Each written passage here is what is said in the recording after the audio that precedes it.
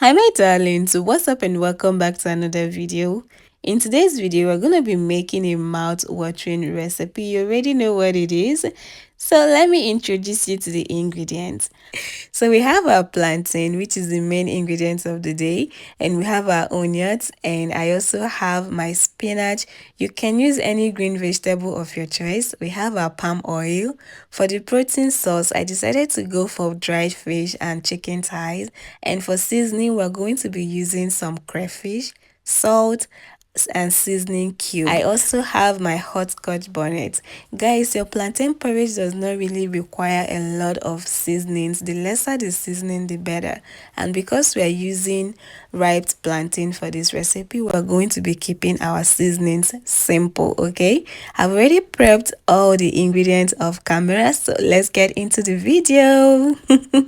Now guys, first thing first is to season our meat, and I seasoned with onions, salt, and some seasoning cube. I added some water and I stirred them properly, and then I covered the pan and allowed that to simmer down properly. Guys, once that simmered down, I took it out of the broth because we're going to be using the broth to make our plantain. Okay, now I take out all the meat in there, and then in goes our plantain. Guys, I went ahead to add more onions, to boost the flavor more, and then I added my hot scotch bonnet, and then I top up more water, enough to cover the plantain.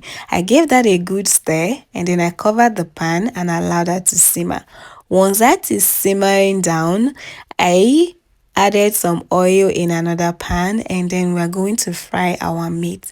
Now guys, you can bake your meat or even fry it on the air fryer, but frying it in the oil is faster, so I decided to fry it a little bit with a little oil, not deep frying though. Once it got golden brown, I took it out, and let's go back to our plantain. Now guys, our plantain is ready to be seasoned, and I started first with adding some crayfish, my dried fish, and my red oil. Guys, I don't know what my relationship with oil is, but please, you don't need this much palm oil, just a little bit, okay?